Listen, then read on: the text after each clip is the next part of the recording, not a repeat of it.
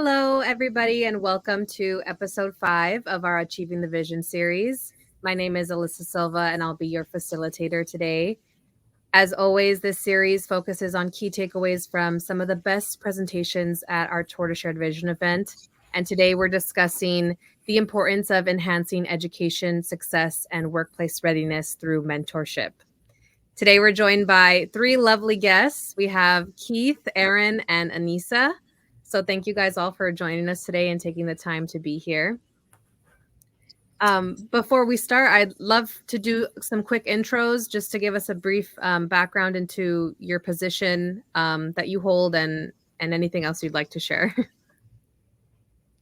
Alyssa, thank you so much. I guess I'll start off and then I'll turn it over to Aaron, who's a special guest for us today, and Aneesa, who's a very special guest for us today joining. And I thank both of them for being here. But my name is Keith Mataya. I'm VP of Impact and Research for Big Brothers Big Sisters of Orange County. I've been with Big Brothers Big Sisters now for about, 8 years almost now at this point, covering different regions. I work both locally and nationally on some projects. In my role, which covers a lot of different things, everything from I write grants to design programs to create evaluation. I train our staff, pretty much a little bit of everything. And with that, I'll turn it over to Aneesa. Hi, I'm a second year college student at Norco College. I'm currently studying business administration with an emphasis in accounting. And by the title screen, you can see that I'm the student body president of this campus. And basically what that entails is that I have monthly meetings with the president of the college and the vice president of student services, as well as weekly meetings with my student government advisor and with the Dean of Student Life. So I basically kind of serve as an advocator and a spokesperson liaison for our college. I'm Aaron Dill. I serve as the Director of External Affairs and Government Relations, Strategic Partnerships for Big Brothers Big Sisters, Orange County, and the Inland Empire. And I get to show and showcase the impact that we have, the positive impact that we have on our region. Awesome. Thank you guys for sharing. With that, I'll turn over the floor to you, Keith, and you can take it away with your presentation. Thank you so much, Alyssa. So our presentation is on, we've already seen the title, really, how do we improve educational success and address workforce readiness through mentorship. Big Brothers Big Sisters is the oldest and largest group of mentoring organizations in the country. There's about 240 agencies nationally. Between Orange County and the Inland Empire, we serve kind of both regions with our staff. We're actually the second largest agency in the country in terms of providing mentorship in our communities through Big Brothers Big Sisters, various mentorship models. And the only larger agency, we kind of joke, it's hard for us to compete against an agency that covers essentially the whole state of Texas. So in terms of like a regional agency, we are pretty much the largest agency in the country and the largest here in California. We've already done some introductions, so I'm going to jump in a little bit more about what we do and who we are locally. Our focus in the Inland Empire is really on Western Riverside and San Bernardino counties, the major metropolitan areas obviously of the region. Over the past decade, where we have really, we actually, a little bit of a story, as we all know, the Inland Empire is an underserved area in terms of services.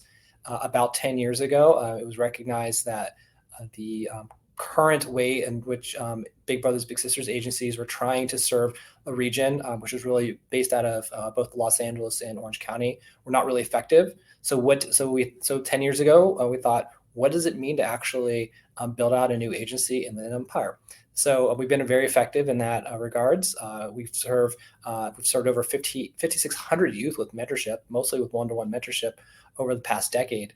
And just to give you how hard that is, every single one of those youth needed a volunteer in the region to provide mentorship support for again, anyone from the ages of 6 to 24.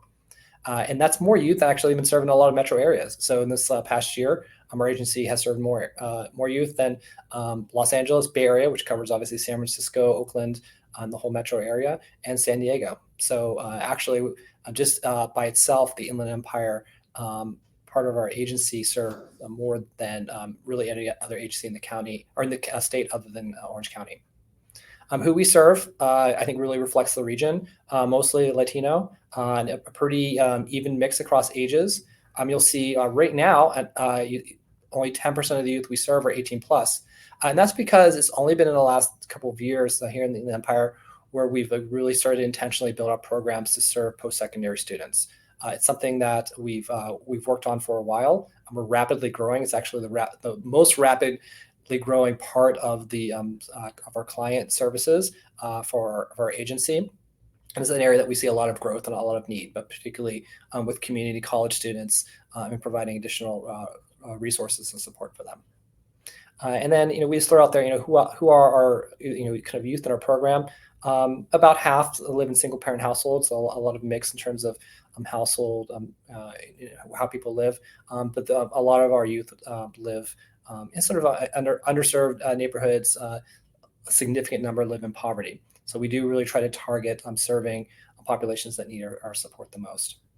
And just in our programs, our approach, I think historically, we've been known as professionally supported one-to-one mentoring, and that really is sort of our core. But over the last few years, we've realized literally everyone needs a mentor in some way, shape, or form. So how do we start to cater our support and our services to making sure anyone who needs and wants a mentor, particularly in our age bracket, 6 to 24, really has one.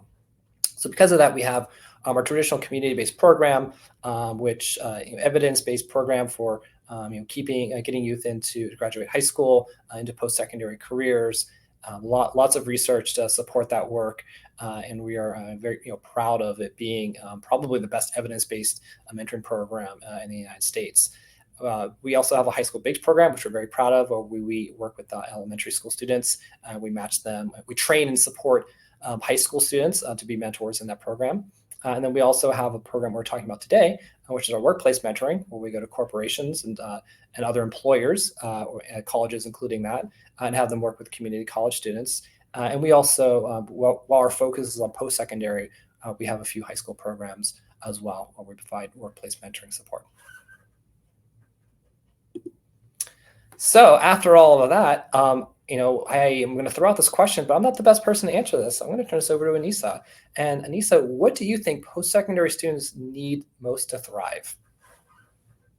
So I definitely feel like for post-secondary students, what they need to thrive is definitely a sense of community and a sense of belonging. If a student doesn't feel like the environment that they're in is not somewhere that they belong, it's going to be harder and more difficult for them to feel like they can be successful, because they won't feel like they're set up for success. So I think having that sense of community, getting involved in their environment, whether that be a high school or community college, is very important, because they need to establish their identity within the environment that they've set themselves in. And I definitely think like faculty support is very crucial and essential, because that makes them feel seen and heard and recognized. So it makes them feel like they have an important place on their campus. Great, thank you so much. So I love what you're saying about belonging and the idea that really getting, I think, faculty and staff support at community college to really be intentional about student support. And I would say, and as we jump to our next slide and talking about the key components of our work, that the most important thing is that our program complements the work of our college partners. It's not something where we realize there's lots of incredible, important work going on in our community college partners already. Great classes, pathways to career experiences, catered new degree systems for high school students, dual enrollment. And really what our program is meant to do is to supplement and complement all the great work that's already being done. So what are the key elements of our program? Well, number one, we call it professionally supported mentorship. So when we recruit mentors, be it from faculty of a community college, it could be from a corporate partner, we're looking at adults who have professional experience. We don't expect them to be experts in everything. There's lots of support that they can provide, but our staff support is really critical. So when there's needs that come up, it could be something as simple as, this comes up, and I know because I've been a mentor in our program. I don't know how I'm connecting with my little. I don't know, or we call them our littles or mentees. Hey, can you give me some tips on maybe how to connect better? And that's where our staff sets in for support. on the sort of matching side is a really critical part of what we do. So when we have youth who are or young adults who are coming into our program, we want to make sure that they're matched up with the right person. When we're going out and recruiting mentors, we are really intentional about making sure that the match or matches that we're making really make sense for both parties and can really add some benefit. Also on the professional support side, other things come up. We know mentoring is important, but it's not the only thing that comes up. So when there are other needs, we want our staff to be able to make sure that youth or our mentors are directed to the right resources. And sometimes that could be something like mental health support. We know that's like a growing need for students. It's a growing need for all of us, to be honest. We are really doing a mental health training for our staff coming up. So we want to be trained and supported in that. But sometimes it's, you could be a mentor in the program and you just need advice from another mentor. So our staff are going to step in and say, hey, I know another mentor who can maybe provide you some help or support. Sometimes it's positive reinforcement. Hey, you're doing a great job, working with your mentee on this, or hey, you're a student in the program, you're about to graduate, you've done a really great job for this reason or that reason. So again, there's a lot of different ways in which the professional support plays out, but it's really critical to our program model and our success. Another key part of our program is partnership. I can't say this enough times. We do not believe mentorship works by itself. Mentorship works when we have really good partners, be it in the post-secondary space with education partners or high school or sometimes four-year colleges. And it really works when we have strong relationships with our employers.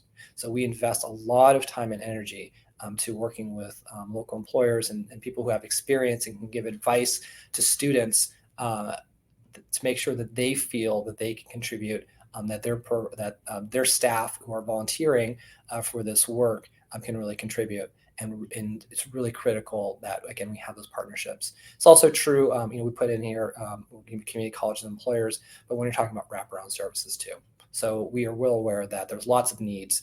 Sometimes it's the wraparound services that a college provides. Sometimes it's another organization. And we spend a lot of time and effort to make sure that we're connecting anyone who's in our program to the best set of resources that we can find. In terms of the structure of our sessions, they're usually 60 to 90 minutes. We err on the side of 90 minutes, and they're facilitated around a variety of topics. And we tend to run sessions for up to 20 matches. There's a combination in these sessions of sort of one-to-one or one-to-two, as the case may be, time for mentors and mentees. But we also try to incorporate some group activities and interaction as well. Because it's really important to form that community and really kind of foster that wider sense of belonging with the program. So what do we talk about in those sessions? Well, to me, it was, and this is going back a number of years. I'll go back to my college days and hearing from career services about how to put together a resume. But I didn't really hear anything from someone who's actually out in the field, who's a professional, what does it actually look like to hear feedback from your resume, to kind of integrate it into what an interview looks like, to get real tailored professional advice on what a resume should look like. So I think often maybe a career services department is a good jumping off point, but you really need advice from someone who's really actually used a resume to really, and what does it look like? How did you what made sense? What does it mean in an interview? What kind of questions have come up? Where have you messed up? How often do we not hear the question, I messed up doing X, Y, and Z, and you can learn from my experience. So a lot of that personalized support we think is really critical for students. I mean, one of my favorite sessions, and this didn't come from me, it came from mentees in our program and our staff, was what does it mean to transition from college life to your first job? That's scary. It's a scary time. I remember back, I didn't talk to anyone and I didn't really get any advice. And I don't know, I somehow made it work, but I would have loved to have someone who could have talked to me about their own experiences on making that transition. So we really try to cater our sessions, and we're happy to pivot to the needs of the students that we're serving in the program. But we really rely on what can the experience of a mentor, professional mentor, provide for students in the program. And we, again, are trying to cater around that. We do encourage, but we don't require mentors and mentees to communicate outside of sessions. We think, there's lots of great conversations that we had. We try to schedule some time for just some like kind of unstructured connection, but sometimes things come up. So, again, I can just give an example from my own background as being a mentor with a post-secondary student. He ended up becoming interested in going to law school. And so eventually over time, that's something we talked about. It wasn't really a topic for in a session, but we talked about like, what does it mean to go to law school and what it might need to have a letter. He was in community college, went to four-year college eventually. So it's something, again, we encourage, but we don't require. We're very well aware professional mentors have a limited amount of time. We're asking them already for 60 to 90 minutes for at least 6 months, probably 9 months. So you're talking about like 9 sessions for 60 to 90 minutes. But for the most part, I think most, once that connection is made, if there's an interest from both the mentor and the mentee to communicate outside of sessions, that's something that frequently happens. And then, in terms of like, what does our sessions look like? Well, we do a combination of virtual and in-person, and it really just depends on the college partner and the employer partner. If logistically it makes sense to have some in-person sessions, we always do, at least at the beginning and the end, try to do that. But we really, again, it's virtual is not always ideal.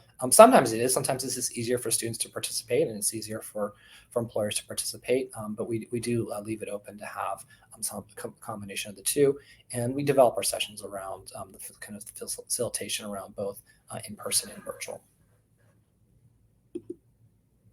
So I put up a selection here of like what a sort of virtual session looks like. Our team does try to use a lot of technology, does try to create opportunities for our mentors and mentees to connect through a variety of fun approaches to using the technology of Zoom, which I think we've all learned to use better since the pandemic. But again, I'm going to turn it over to Aneesa because as a participant in the program, I think you can speak better to this than I can. Yeah, the technology, like the way that the operator during the meeting conducts the technology is way better than I could even do it. And yeah, like because we get sent into like breakout rooms with our mentor, and as we're like in our breakout rooms, there's like a PowerPoint that's usually shown, and the PowerPoint will progress to like different slides, and even I can say like I don't know how to do that. So I would say like the technology is very advanced, and it seems like the operator of that meeting knows exactly what they're doing. Thank you, Aneesa. So we do actually put a lot of time, because I think when you use technology in these types of sessions to make it interactive is really critical. And Cesario and Nadifa, you'll see at the top of the page here, have been like really key in like putting it together themselves. And to Aneesa's point, we actually learned, I think we know so much about using Zoom, and we're all using Zoom and online platforms, including what we're doing right now, that our newest section is going to be our newest session will be tentatively titled Zoom Stinks, but how we can actually use it effectively for meetings. And it's really to take sort of that knowledge that we've gained and how we're using it ourselves. And we're always learning. This is not something that sort of ends, but we live in a world where Zoom and virtual meeting is going to be the norm. And every one of our mentors have experienced many Zoom meetings. I can talk about what they liked or didn't like, and our team can showcase both their mentors and mentees some new ways to use it. So it's, again, one of the examples of which we kind of pivot and are continuing to develop sort of facilitation. And I don't really want to call it a curriculum that's going to hopefully be beneficial for mentors and mentees to talk about. We realize that and I'm sure we all still experience this. If you're a young person, you experienced, maybe you grew up in an educational environment where Zoom, because of the pandemic, was really impacting, and you're used to it now. And again, I don't think it's going to change that. Virtual sessions are going to be the norm. So it's something that we're going to continue to work and develop, and make sure that, again, not only are we providing hopefully the highest quality Zoom meetings that you're going to experience, but also we start to train and support our matches into using some of the tools that we use. So I'm going to jump to the next question, and my colleague Aaron, who I haven't called on yet, but comes to us with a lot of experience working with employers and colleges, among others. So the question of how do local employers and colleges benefit from supporting mentorship programs? I'll turn it over to you first, Aaron. I would say, I just repeat the same sentiments that everyone at any stage in life could definitely benefit from having a mentor.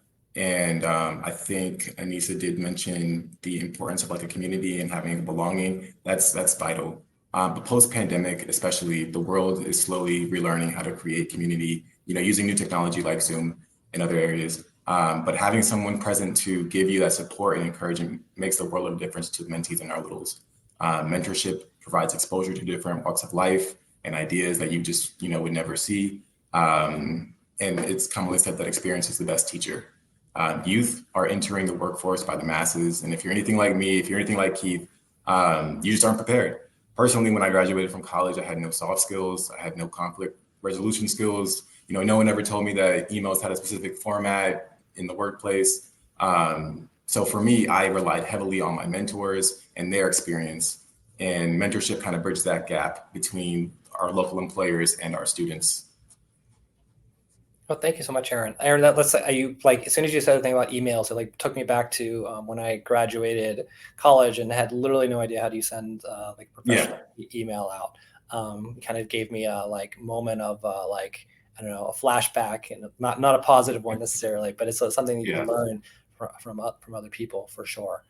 So on our end, we really do believe mentorship is not the only element of effective programming that really leads to economic development, that really provides real opportunities for young people, but it's one of the things that's necessary.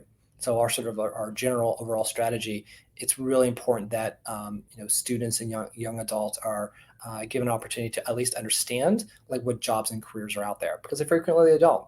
I was just talking last week to an employment partner who said, we have this one type of job that we're hiring for and we can't find anyone. And I said, have you ever like presented this to community college or college students at all? And they said, no.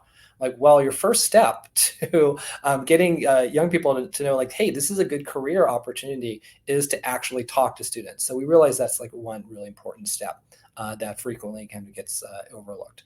Number two, kind of a second stage is, you want to give youth and young adults and students opportunities to explore careers. Maybe it's visiting a work site. Maybe it's having a person who is coming from an industry or a faculty member from college, like just talking to students, young adults about opportunities, and that's I think again like really really critical as well. A little more interactive type of work. We do think that a really important stage is mentorship.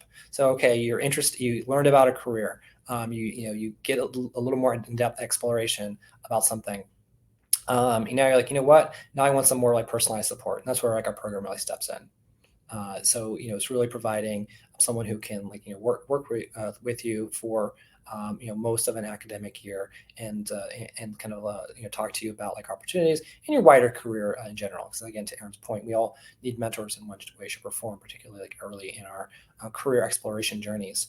And again, we do think a mentorship and these types of opportunities are really beneficial to leading into things like paid apprenticeships and paid internships.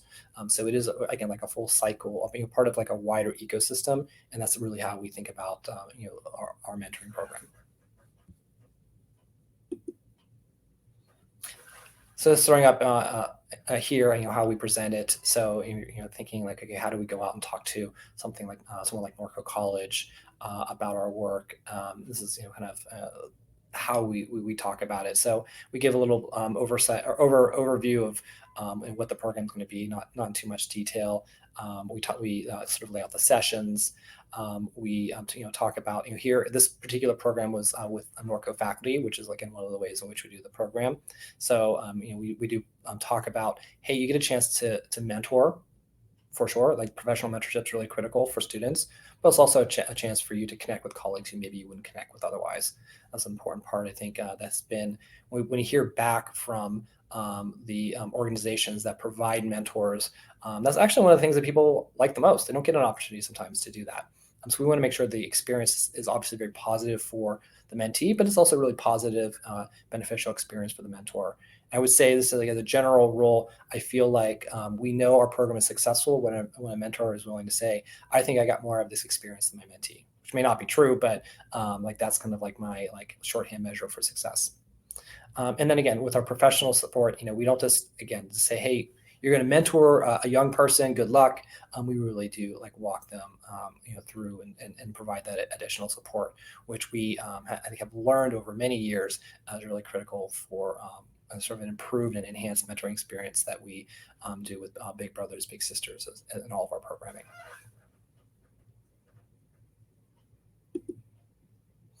I'm sorry for the sort of messed up, I guess, pagination here on this.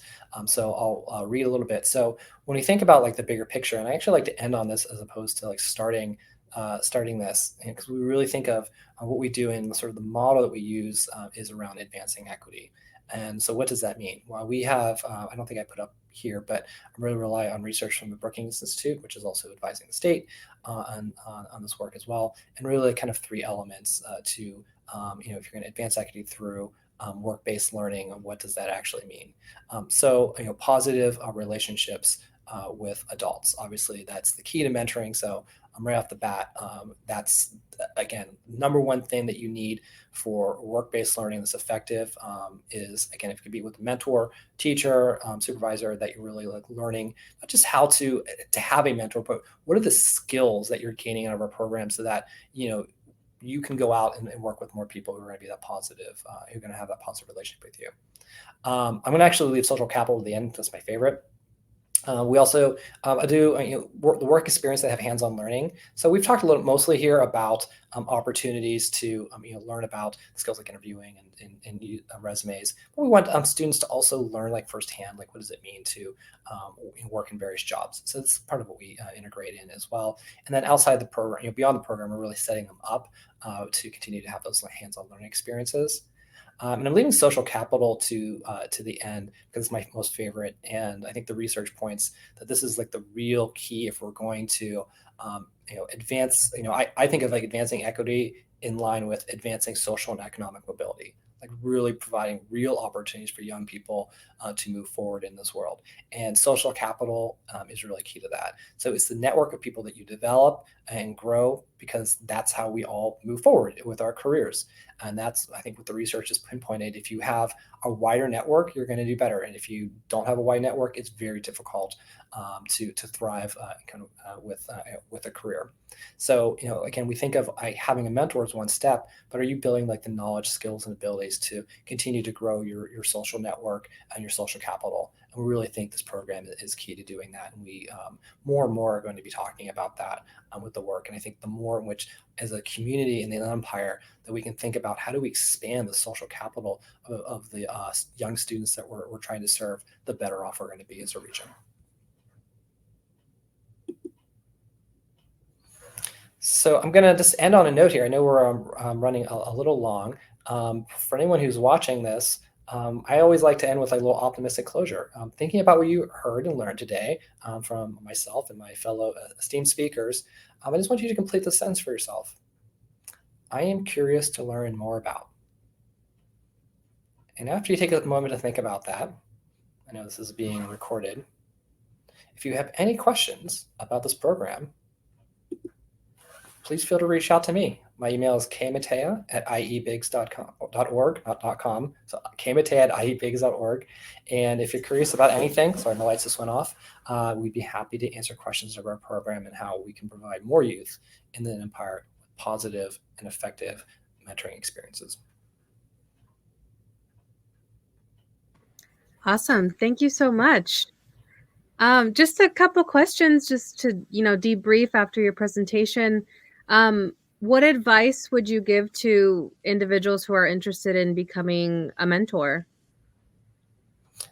I would say first and foremost, reach out to my email address and we will make sure. So we have a variety of different mentoring programs. So, I've worked, with a staff at a community college where we didn't have a program immediately, but you could be a community-based mentor. So if we can't find a cohort of mentors at where you work, we have other ways in which you can mentor or contribute to our organization. So that would be like kind of step number one. If you think your organization is ready to start thinking about, hey, we as an organization want to contribute to the Inland Empire community through mentorship. We can get together, let's say like 15 people who might be of interest, and we'll help you with that. We'll go out and do the recruiting, and we'll do the presentations and talk to individually people then yeah, reach out to us, and we'd love to work with partners who are willing to, again, like have a cohort from their organization to provide support for students. Wonderful. And just to end on a positive note, do you have any success stories that jump to mind from a mentorship that has positively impacted someone's educational journey and prepared them for the workforce? I was going to have Aneesa answer that, but I think she went off there, so he's going to be on there. Yeah, I know lots of experiences. Like the first one that jumps to mind is we had a program with for community college students with JP Morgan Chase, and the students didn't even, I don't even know if they even knew what JP Morgan Chase did as a program. So but after having experience, having a mentor, I'm actually going to turn it back to Aneesa in a second because I'm sure she has a better answer than I did. They got their first paid internship, which is actually really hard to do for students. So if out of again the program is that you can leverage this type of work into like some sort of paid position, if it's temporary to learn more, then I think that's the type of thing that we're looking for, because again, this is one step in many. But Aneesa, I'm going to turn it over to you, Alyssa, to answer Alyssa's question. I don't know if you had a chance to hear it. Oh, we can't hear you, Aneesa, for some reason.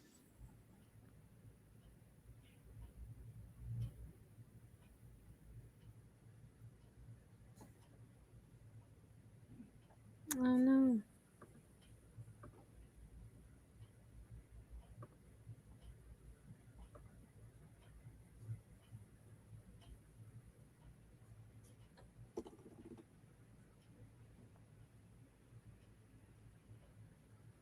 Probably just a bad connection. Yeah, so just as I would say, that's one example. But we look at success in a lot of different ways. Sometimes it's staying in school.